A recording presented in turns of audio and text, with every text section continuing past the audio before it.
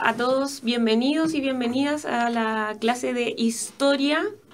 Vamos a partir entonces, recuerden que la semana pasada hablamos sobre el tema del quiebre de la democracia en Chile, tratamos el tema de la crisis interna, cómo entonces nosotros vamos a entender que el 11 de septiembre, que ya estamos, el lunes ya se cumple un aniversario del 11 de septiembre, una conmemoración, ¿no es cierto?, habla y da cuenta de esta crisis interna que existía, la intervención extranjera y la polarización extrema. Hablamos sobre el tema de los derechos humanos, cómo existe una violación sistemática de los derechos humanos en el periodo de la dictadura militar, una instauración del sistema neoliberal y diferentes reformas sociales, como las educacionales, la AFP, y la salud, exactamente, la salud con la ISAPRE, FONASA, etc. Y también hablamos de que se va a configurar entonces esta tercera constitución política, que va a ser la tercera que nos va a regir hasta el día de hoy, con distintas reformas, evidentemente. Y este proceso de recuperación a la democracia bien especial que realiza Chile, que es un proceso a través de las urnas, y que también es alabado o es mirado como modelo en otras partes del mundo, porque es un proceso que se realiza a través de las votaciones. Con esta última clase que pasamos la semana pasada, nosotros vamos a generar una bisagra, por así decirlo, un quiebre, porque vamos a comenzar a ver entonces otra temática que entra en historia, que se refiere al funcionamiento del sistema democrático. Recuerden que en historia no solo involucra, en términos prácticos, qué es lo que ocurrió, la historia de nuestro país, sino que también tenemos que estudiar derecho, geografía, ciencias sociales en general. Por lo tanto, vamos a empezar a estudiar el sistema democrático en nuestro país. Hoy día vamos a ver entonces, y los objetivos son identificar los elementos centrales que definen una democracia, considerando el contexto chileno, analizar dificultades y ventajas del régimen político chileno, reconocimiento jurídico de los derechos ciudadanos, elección periódica de las autoridades, división de los poderes, fiscalización de las autoridades y la participación ciudadana. Entonces, es importante que sepamos cómo se administra el sistema democrático en nuestro país, y por más que a nosotros nos pudiese parecer evidente que vivimos en un sistema democrático, esto entra en el currículum y entra en las pruebas precisamente porque es algo, si nosotros realizamos una historia del tiempo del ser humano, ¿no es cierto?, es un periodo muy cortito el sistema democrático. Por lo tanto, la idea de que esté en el currículum es que se promueva este sistema y que permanezca con la participación de todos nosotros. ¿Ya? Por eso también es importante que entendamos que este sistema está dentro del currículum para que no vuelvan a pasar situaciones o no vuelvan a pasar hechos históricos mundiales, por ejemplo, como los totalitarismos, las dictaduras, etcétera, que puedan influir en que nos vivamos en un sistema democrático. Y para partir hablando, nosotros tenemos que definir ciertos conceptos básicos, como por ejemplo Estado. ¿Cómo vamos a definir Estado? Esto va a ser una agrupación humana fijada en un territorio determinado y en la que existe un orden social, político y jurídico orientado hacia el bien común, establecido y mantenido por una autoridad dotada del poder de coerción. ¿Ya? Es importante que cuando hablemos del Estado, nosotros obviamente hablamos de un concepto que no lo podemos tocar, ¿no es cierto? El Estado es algo como que nos rige a todos, que está arriba, por encima de nosotros, pensemos, y que tenemos esta idea de territorio. El Estado siempre se va a regir en un territorio determinado, y a su vez vamos a tener la noción y el concepto de nación asociado al concepto de Estado. ¿ya? La nación tiene que ver con esta relación o esta... A ver, la nación no necesariamente tiene que ver con, por ejemplo, compartir un mismo territorio, sino que tiene que ver con tener costumbres, una cultura en común, ¿ya?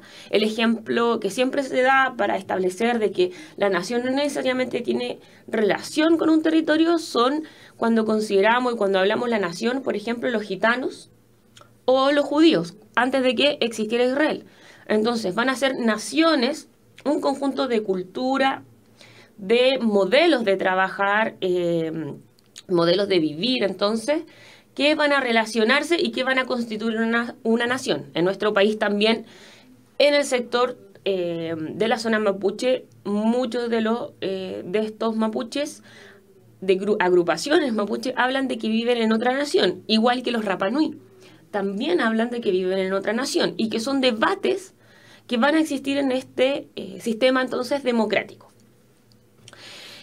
Cuando nos referimos a poder de coerción, nos vamos a referir entonces, y ahí aparece Mafalda quien está explicando, que es la acción y efecto de reprimir, sujetar o forzar. Entonces el Estado va a ser capaz de regir esta agrupación social, una asociación, una sociedad, obviamente con el derecho de poder reprimir o controlar entonces las situaciones que no se encuentren relacionadas con el bien común y con lo establecido democráticamente. Las características principales de nuestro régimen democrático tienen que ver entonces con el concepto de república. Cuando hablamos de república, nosotros vamos a hablar principalmente de la característica que tiene que ver con la división de poderes. Y la división de poderes se realiza principalmente para primar o para establecer entonces la regularidad del Estado, para que no haya una sola persona que regularice y que diga esto está bien o esto está mal. Entonces existen tres poderes que pueden de alguna manera equilibrarse, las fuerzas pueden equilibrarse. Recuerden que tenemos el poder ejecutivo, legislativo y judicial. Es un régimen democrático, vuelvo a decirlo, que conlleva, por lo tanto, una participación ciudadana, donde existe dentro de esta participación ciudadana un pluralismo y tolerancia. Nuevamente, insisto en esta concepción de que para nosotros, o quizás para mí, no sé si para todos, que no sé muy bien cuántos años tienen, en qué contexto han vivido, y sería interesante también conocerlo.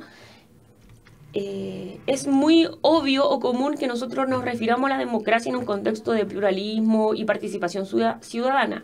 Pero insisto, esto se pasa y está en el currículum precisamente porque se desea proteger y se desea continuar con esta participación ciudadana y no repetir entonces los procesos de dictatoriales o totalitarismo que se vivió en Europa, por ejemplo. Por lo tanto, la necesidad de que nosotros comprendamos cómo se rige nuestra república es muy relevante. Cuando hablamos de Estado y hablamos del proceso de coerción, si es que no quedó claro la explicación de coerción, me colocan y la vuelvo a repetir, no tengo ningún problema. Hay una carta magna, por así decirlo, que nos rige a todos, incluyendo a los políticos, al presidente, a los parlamentarios, etc. Y esta carta magna es, imagínense que es así como un paraguas que tenemos todos arriba y que va a delimitar entonces lo que nosotros tenemos que hacer, nuestros deberes y nuestros derechos. Esa carta magna o ley fundamental, que son los conceptos, se llama Constitución Política, que prima entonces y que defiende el derecho de dignidad, libertad, igualdad, habla sobre la familia también, los grupos intermedios, que serían la participación de las personas como partidos políticos, sindicatos, etc. Y todo, evidentemente, para un bien común.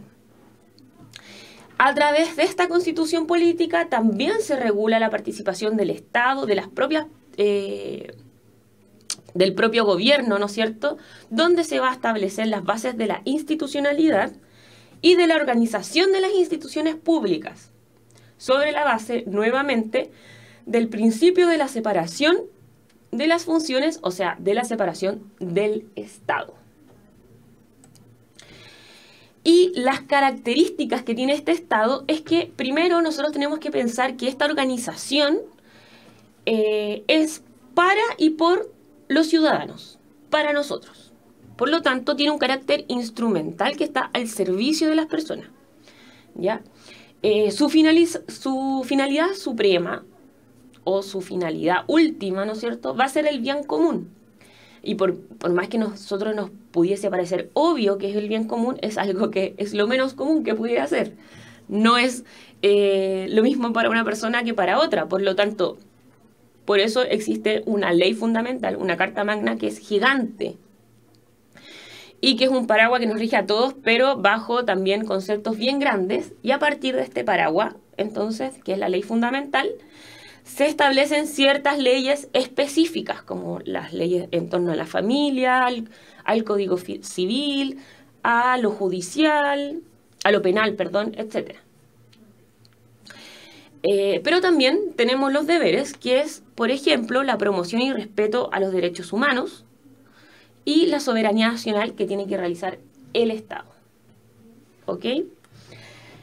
¿Qué es lo que pasa con este tema? Y que también me gustaría que ocurriera en la sala de estudio, es que hay un tema que se establece y que se habla, que se encuentra en la Constitución, que se encuentra en los libros, y que hay mucho debate respecto de que si se lleva a cabo o no se lleva a cabo, ¿ya? Por lo tanto, también sería interesante que ustedes pudieran opinar si creen que existe el bien común, qué bien común podría ser para todos. Porque imagínense la diversidad de pensamientos, la diversidad de religión, de ideas políticas que existen en un país, pero que se tienen que regir por un bien común para todos. ¿Cómo hacemos eso? Por lo tanto, y en torno a esta pregunta, yo les hablaba de que para entender la República nosotros tenemos que comprender que hay una separación de los poderes precisamente para poder establecer la regularidad, la igualdad que van a tener todas las personas y no que uno va a primar por sobre otro. Tenemos el poder ejecutivo, que va a ser lo que nosotros vamos a llamar el presidente, sus ministros y todas las personas designadas por el presidente. El poder legislativo, que es el poder de los senadores y diputados. Recuerden que nosotros en nuestro país tenemos el sistema bicameral, donde tenemos una cámara baja y una cámara alta.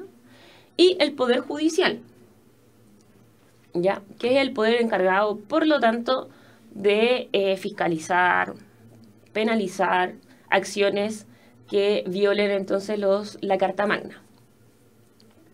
Estos tres poderes, en teoría, o debiese ser así, no lo sé, por eso también me gustaría que ustedes pudieran debatir, actúan de manera independiente. Por lo tanto, el sistema legislativo no debiese influir en el sistema judicial, como tampoco el sistema judicial debiese influir, por ejemplo, en el ejecutivo, y viceversa. Sin embargo, igual nosotros tenemos un régimen que se llama presidencialista, por lo tanto, el poder ejecutivo igual va a tener un valor mayor por sobre otros poderes.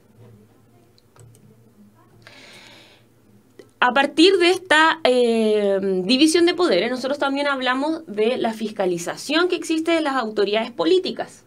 Y vamos a hablar de este concepto que muchas veces lo van a ver en las noticias, en la tele, sobre todo en los debates presidenciales. Vean lo que es el concepto de principio de probidad.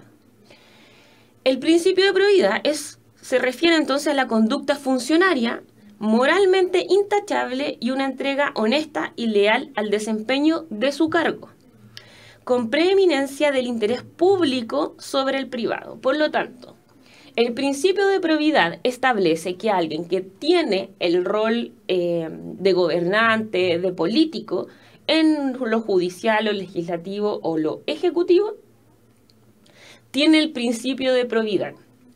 Y cuando se viola este principio, evidentemente lo que se va a violar es un estatuto administrativo, como aparece muy bien ahí, y una ley que prima y que rige a los funcionarios públicos.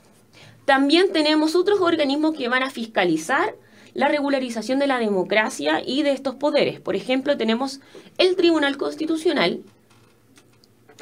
El Tribunal Constitucional apareció hace muy poco en las noticias respecto, para que ustedes puedan, insisto, las noticias, si a veces son más aburridas, no sé, se relacionan mucho con el currículum de historia. Apareció hace algunas semanas con el debate de la ley de aborto, el Tribunal Constitucional, que es la fotografía que vemos acá. Entonces, este Tribunal Constitucional que permite velar por la constitucionalidad de todos los actos jurídicos del Estado. Por lo tanto, ¿qué fue lo que ocurrió cuando se dio el debate del aborto? Que cuando se aprueba esta ley, hay un grupo de parlamentarios que dice, no, esta ley es inconstitucional porque viola derechos de la Carta Magna. Y por lo tanto, el sistema democrático en nuestro país dice, bueno, hay un organismo que puede regularizar esto y que puede decir si es constitucional o no es constitucional. Y por lo tanto se coloca una denuncia en el tribunal. ¿Ok? Y ellos son todos estos sujetos que están sentados ahí, en esas grandes sillas. Son las personas entonces que definen quiénes, si es constitucional o no es constitucional ciertas leyes o ciertos actos. ¿Ok? Estas personas son designadas y son designadas tanto por el poder legislativo, ejecutivo y judicial precisamente para poder mantener un equilibrio. También existe la Contraloría General de la República, que este es un poco el terror de los funcionarios públicos, porque tienen que siempre rendir cuentas, porque va a controlar entonces la legalidad de los actos de la administración del Estado y va a fiscalizar el ingreso y la inversión de los fondos del fisco. Por lo tanto, la Contraloría General va a ser una especie de organismo económico que va a fiscalizar que todo se relacione y todo calce y no existan entonces malos hábitos o malas prácticas en el Estado, en las propias organizaciones del gobierno y del Estado. ¿Ya? Para regir este sistema democrático, nosotros tenemos algo muy, muy, muy importante, que es la participación ciudadana, y esta participación ciudadana en el currículum se establece principalmente por el sufragio electoral, no únicamente. Ojo con esto, no solamente, pero sí principalmente. Y el sufragio electoral, ¿ustedes sufragian? ¿Van a votar o no van a votar? ¿Saben por quién van a votar estas elecciones? ¿Han conocido los debates? ¿Estuvieron inscritos anteriormente? Ya que hubo una reforma y ahora uno no se tiene que inscribir. Así que pongan sí para conocerlos si han votado, si conocen entonces el acto de votar. Porque no es necesario, entonces, por ejemplo, tener muchos años para ir a votar. Hay personas que nunca han ido a votar. Y nosotros tenemos entonces esta división del sufragio electoral. Me dicen que sí, que han ido a votar, supongo. Paola, Rosana. Entonces ya conocen un poco cómo es el funcionamiento. Yo también he ido a votar. Y sé también un poco cómo funciona y es interesante también ver cómo se relaciona nuestra cotidianidad con la propia materia de historia. Eso es muy interesante. Probablemente porque a mí me gusta harto, pero también pueden hacerlo ustedes cuando vean las noticias e ir relacionándolo al tiro. Tenemos dos tipos de sufragios importantes en nuestro país. Marianela también me responde que sí, exactamente. Puras mujeres entonces están votando. Muy bien. han sido vocal de mesa. Me parece, los vocales de mesas tienen también capacitaciones importantes donde van a aprender también de este desarrollo en torno al sufragio electoral. Entonces, acá ya también hay una experiencia en torno a eso. Bueno, volvemos al sufragio electoral. Hay dos tipos de sufragio en nuestro país, que son las elecciones periódicas, con esto nos referimos a que son constantes cada cierto tiempo, a eso nos referimos con periódicos, y los plebiscitos. Ya, nosotros comúnmente estamos acostumbrados solo a las elecciones periódicas.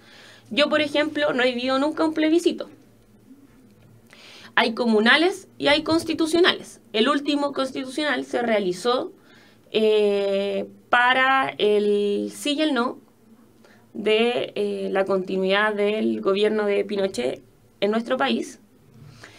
Y los comunales, creo que hubo el último que existió, que fue como más conocido, popular, de la comuna de Santiago, cuando se quiso cambiar el nombre, o se propuso, en verdad, cambiar el nombre del Cerro Santa Lucía por el Cerro Huelén. ¿Se acuerdan de eso?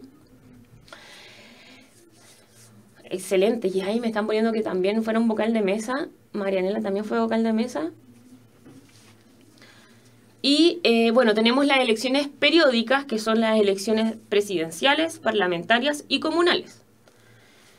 Ya este año nosotros vamos a tener elecciones presidenciales y parlamentarias.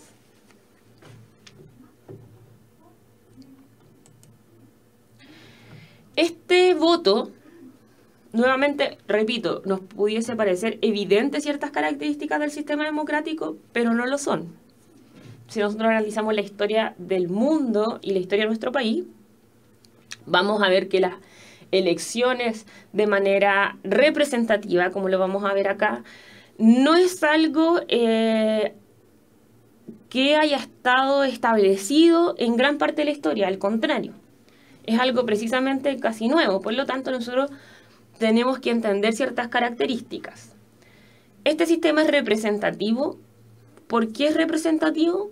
Lo vamos a llamar democracia representativa, porque yo voto por una persona y esa persona va a ser quien vote por ciertas leyes, va a aprobar ciertas conductas, etc. Va a representarme entonces frente a este gobierno, a este Estado.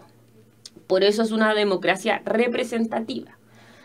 Antiguamente, el ejemplo más directo, o que siempre se da, el ejemplo de Grecia entonces, donde existía una democracia directa, donde todos votaban, todos, obviamente, hombres que tenían cierta edad y ciertas características, y organizaban entonces el sistema democrático.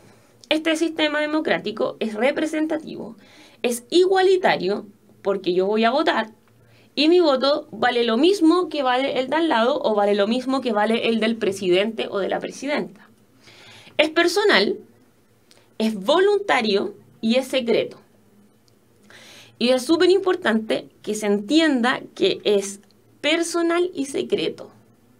Porque antes lo que existía era el sistema de cohecho, donde se compraban los votos y generalmente las personas iban a mirar y iban a ver por quién votaban. Ya, por eso les digo, este es un sistema que pareciera ser evidente, pero es prácticamente nuevo o muy corto, tiene muy corta historia. Y a su vez es voluntario con la última reforma en el sistema, donde todos estamos inscritos y podemos ir a votar voluntariamente. Sin embargo, nosotros vamos a encontrar ciertas características y limitaciones en este sistema democrático de sufragio. El primero es que nosotros establecemos un pluripartidismo, o sea, bajo nuestra legislación se pueden establecer distintos partidos políticos, obviamente nunca violando los derechos de todas las personas ni el bien común. Entonces tenemos grupos de derecha, de centro, de izquierda, etc. en nuestra organización política. Recuerden que muchas veces en la historia estuvo prohibido los partidos políticos de izquierda, por ejemplo. No solo me refiero a la dictadura, sino que también antes con Gabriel González Videla, Por lo tanto, hablamos de que existe este pluripartidismo donde todos se pueden organizar democráticamente, pero a su vez esto conlleva ciertos problemas donde tenemos dos coaliciones importantes que van a regir y que van a hacer algo así como el monopolio, o van a existir dos mundos donde se van a ir alternando el poder y no va a existir gran diversidad entonces de participación que pueda asumir en otros debates y otros temas, ¿ya? Y también hablamos actualmente de que en términos de votaciones y en términos de democracia tenemos la crisis de representación. Esta crisis de representación está analizada y está enfocada entonces a todos los procesos que nosotros conocemos diariamente, que tienen que ver con, por ejemplo, el principio de probidad que yo les hablaba anteriormente, que es este principio que se ha ido violando constantemente, que es un principio donde uno dice, bueno, pero es que no deberían, no sé, no deberían haber comprado tal empresa porque ganaban más plata. Pero sí ocurre. Por lo tanto, hay una crisis de representatividad en donde los ciudadanos chilenos se ha visto mermada la democracia y se ha dicho, no, a mí nadie me representa, nadie no hacen lo mismo, ¿no es cierto? Es algo que yo creo que todos hemos escuchado o dicho en algún momento, así como todos los políticos son iguales. Y esto representa fielmente esta crisis de representación donde yo ya no voy a sentir, o no voy a creer, más que sentir, yo no voy a creer de que algún político o algún senador, algún diputado, algún presidente va a cambiar, va a actuar en función del bien común, sino que solamente de su beneficio, ¿ya? Esto va a tener la materialización y la representación en torno a esta fotografía que vemos acá, como en las últimas votaciones. Por lo tanto, no tenemos participación del sufragio,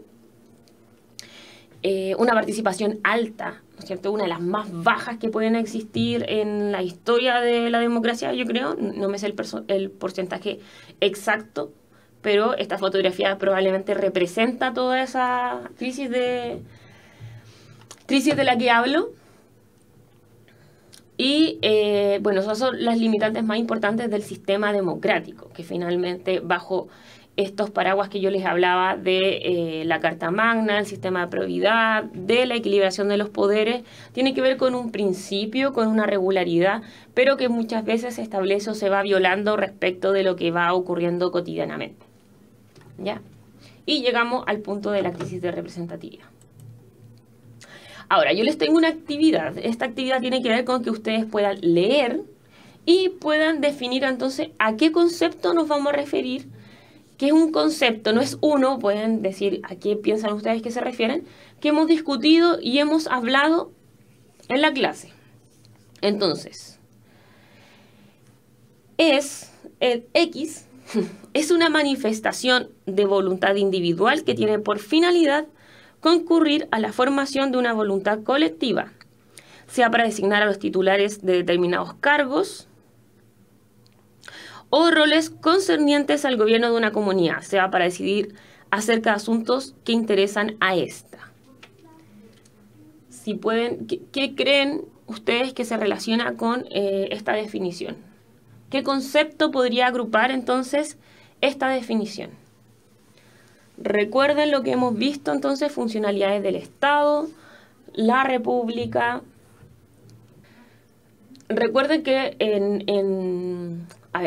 cuando se pasa institucionalidad o hablamos de democracia, etcétera, de esta materia, vamos a hablar de distintos conceptos que son un poco enredosos, pero que van a agrupar ciertas ideas, ¿ok? Entonces, por lo tanto, Paola puso que este párrafo se refiere a ir a votar, ¿ya? Está muy bien. Plebiscito también, ¿ya? Ir a votar, plebiscito, ¿qué más? ¿Qué otra idea les recuerda? Miren, si yo pienso y voy a analizar, creo que tengo acá. Miren, Es una manifestación de voluntad individual. ¿Se acuerdan cómo definimos entonces el sufragio? Que tiene por finalidad concurrir a la formación de una voluntad colectiva para designar a los titulares de determinados cargos o roles. Entonces, este concepto se va a relacionar entonces con el acto de sufragar, el sufragio. El sufragio, entonces, se va a definir, el acto de votar, como una manifestación de voluntad, no sé qué, bla, bla, bla. ¿Ok?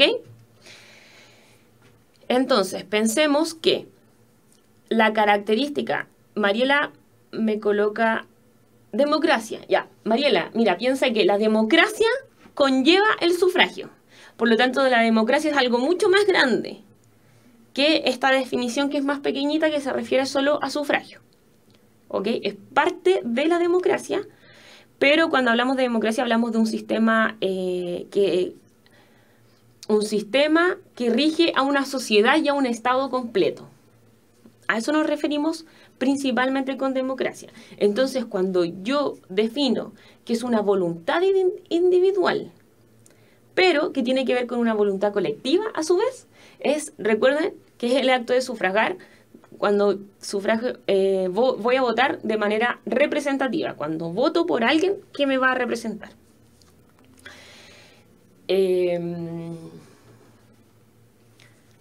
más? Sea para designar a los titulares de determinados cargos. Entonces, puede ser que yo vote para designar a un político, ¿no es cierto? A un presidente, puedo designar a un alcalde, etcétera, concerniente a un gobierno, o sea para decidir acerca de asuntos que interesan a esta.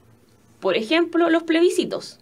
Por eso también Rosa yo creo que colocó plebiscito, porque se refirió a este punto. Cuando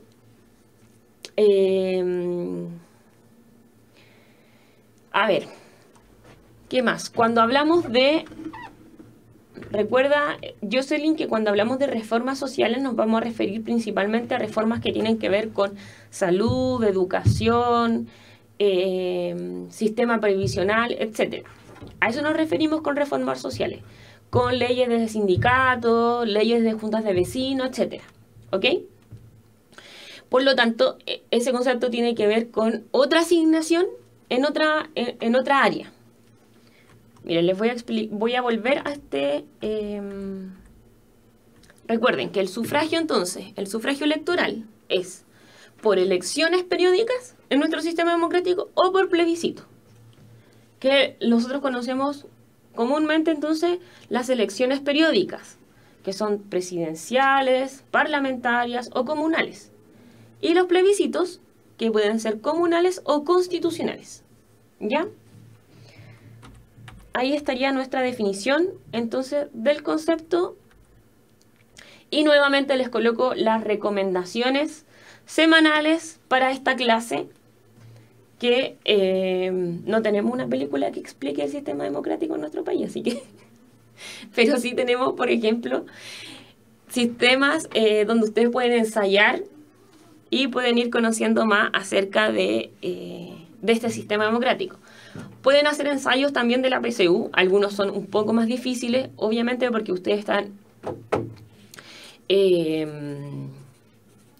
en el primer ciclo y la PSU incluye otros ciclos, pero también pueden hacer algunas preguntas y se pueden entrar en el colegio, o si tienen internet en su casa, o si pueden pedirle internet a otra persona. Va a haber un examen, me comentan. Van a haber 3 exámenes. Excelente. Entonces ahí ustedes van a poder como participar y ir conociendo cuántas cosas han ido avanzando y en qué momento o qué cosas tienen mayor dificultad. Pero siempre lo que yo digo a todos los estudiantes es que las malas nunca las borren. Nunca borren las preguntas y las alternativas malas que tengan, porque de las respuestas malas es donde más podemos aprender, no de las buenas. Entonces, lo bueno que tiene el sistema y la página del DEMRE es que están algunos ensayos PSU, pero están con la explicación de las resoluciones. Por lo tanto, yo busco un ensayo que esté con la resolución, no solo la alternativa, sino que explique, Y si me equivoco, yo leo la explicación. Siempre las malas son las mejores, el mejor sistema de aprendizaje. ¿Ya? Nunca borren lo que... Cuando se hayan equivocado, nunca lo borren. Y yo creo que eso es para historia, matemática, lenguaje, etc. Porque de eso es donde más nosotros podemos aprender. Y también tenemos esta página donde tenemos de toda la materia, que es saladehistoria.com. También pueden entrar, están los programas de estudio, están los textos de estudio, que son del ministerio y son gratuitos. Tenemos preguntas, ensayos. También hay algunos foros, si no me equivoco, en otras partes. Entonces, entren a estas dos páginas. Yo también entro mucho a estas páginas para guiarme respecto de la materia y del proceso que tengo que conocer también, porque uno siempre tiene que estar estudiando.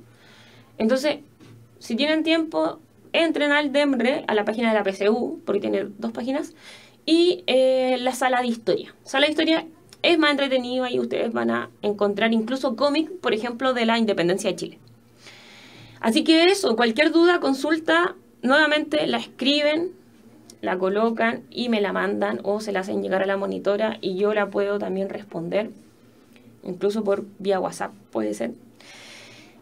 Así que nos vemos la próxima semana. Que estén súper bien. No, la próxima semana es 18 de septiembre.